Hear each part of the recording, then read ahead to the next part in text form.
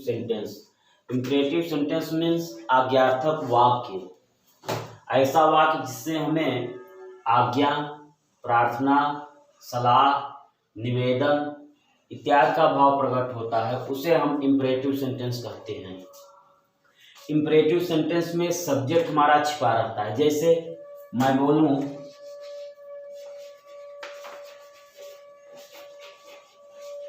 Open the door, दरवाजा खोलो, इस वाक्य में सब्जेक्ट हमारा छिपा हुआ, किसी को आज्ञा दी जा रही है।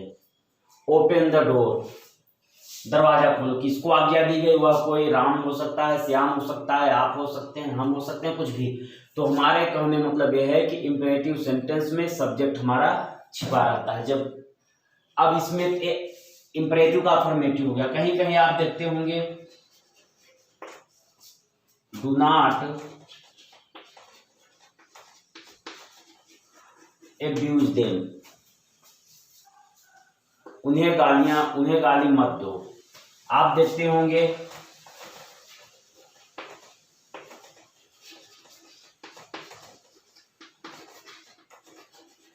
Please help the poor. अब देखिए, निवेदन भी कर रहा है, मना भी कर रहा है, आज्ञा भी दे रहा है। अब इनका पैसिव बनाना पड़ता है। हर एक वाक्य में देखिए आप, सब्जेक्ट हमारा छिपा हुआ। इसका पैसिव बनाते समय, एक्टिव से पैसिव बनाते समय जो हमारे इम्परेटिव सेंटेंस का ऑब्जेक्ट होता है उसको हम सब्जेक्ट बना लेते हैं, उसके पहले लेट का प्रयोग कर देते हैं। पैसिव वॉइस का स्ट्रक्चर क्या बनेगा? लेट, ऑब्जेक्ट जो दिया रहेगा, फिर बी, उसके बाद मेन वर्ब का थर्ड फॉर्म। बाय का यूज चाहे करें चाहे ना करें। जैसे पहला एग्जांपल ले लीजिए, ओपन द डोर, तो आपको सीधे क्या करना है? लेट जो हमारा ऑब्जेक्ट है, डोर बी और third form, let the door be open. Let लिखे, ऑब्जेक्ट जो था लिखे, बी का प्रयोग किए, मेन वर्ब का थर्ड फॉर्म। और आपको मालूम है कि मेन वर्ब के पहले क्या आता है? सब्जेक्ट आता है, लेकिन इंपरेटिव सेंटेंस में सब्जेक्ट छिपा रहता है। जैसे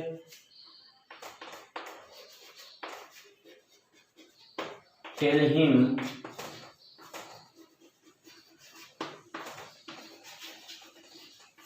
to bring a glass of water. यहां पे लेट हिम बी टोल्ड, केवल पैसिव इसका बना, टेल हिम का। लेट आ गया, हिम आ गया, बी आ गया, वर्ब का थर्ड फॉर्म, बी टोल्ड। आगे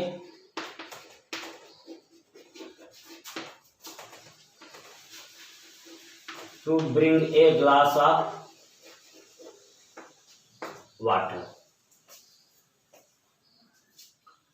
आपने देखा कि जो, फिर से बात रिवाइज कर दे रहे हैं, एक्टिव से पैसिव बनाते समय लेट का प्रयोग करते हैं। जो हमारा ऑब्जेक्ट रहता है उसको हम यहाँ पे लिखते हैं, उसके बाद बी का प्रयोग करके वर्ब का थर्ड फॉर्म। यहाँ पे tell him to bring, tell him उससे कहो, काहे के लिए? To bring a glass of water, एक ग्लास पानी लाने के लिए। तो लेट हिम बी टोल्ड, और इसको इसी तरह लिख दिया गया। अगर मान लीजिए यही वाक्य अभी डू नॉट से शुरू हो जाए, जैसे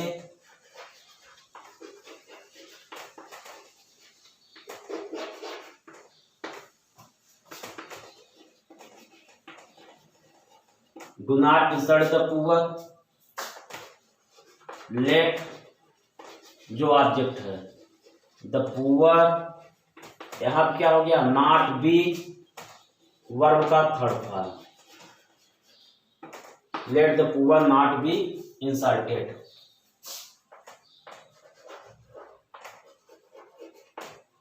डू नॉट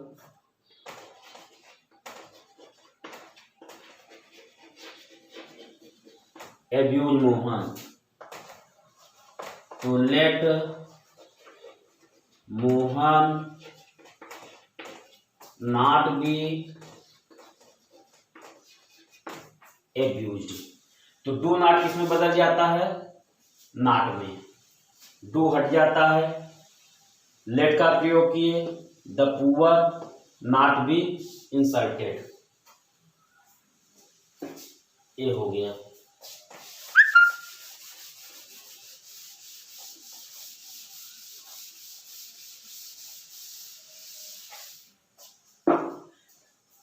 यदि एक्टिव वॉइस में प्लीज शब्द आ जाए तो प्लीज को हम चेंज कर देते हैं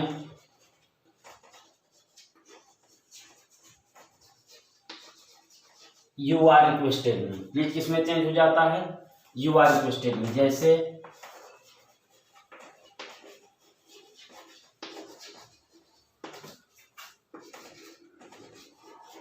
प्लीज हेल्प द पुअर, क्या हो जाएगा?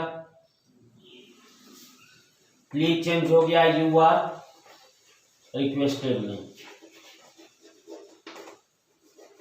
यू आर रिक्वेस्टेड, अब ये स्वयं में पैसिव वॉइस हो गया यू आर रिक्वेस्टेड, और वर्ब के पहले टू लगा देते हैं। You are requested to help the poor.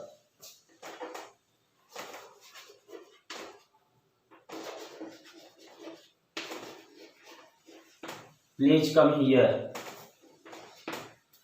अब क्या हो गया?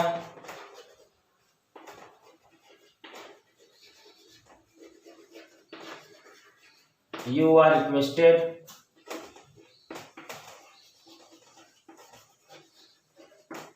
To come here. अगर हमारी इसी में नेगेटिव रहे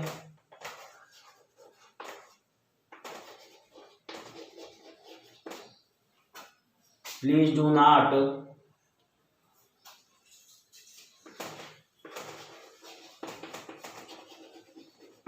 बीट देम, तो प्लीज किसमें चेंज हो गया?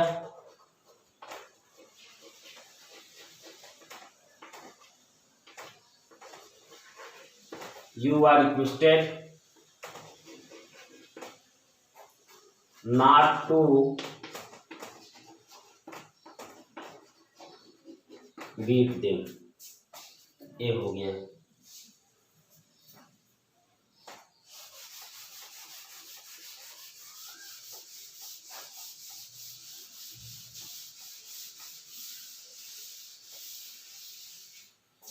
कुछ और वाक्य देखिए, जैसे इंट्रांसिटिव वर्ब आ जाए, do not run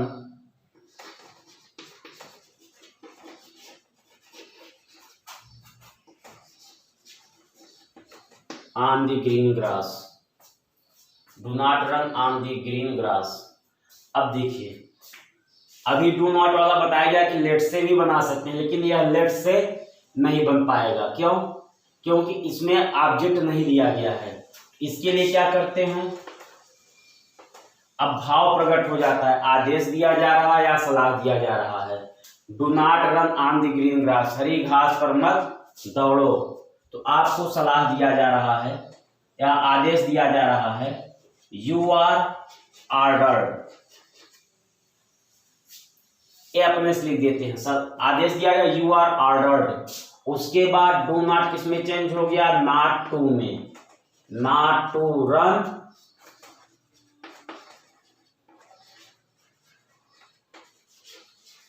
on the green grass. जैसे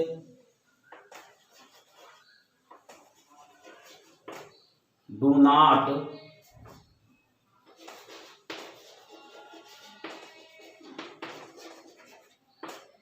प्ले इन द सन, क्या हो गया?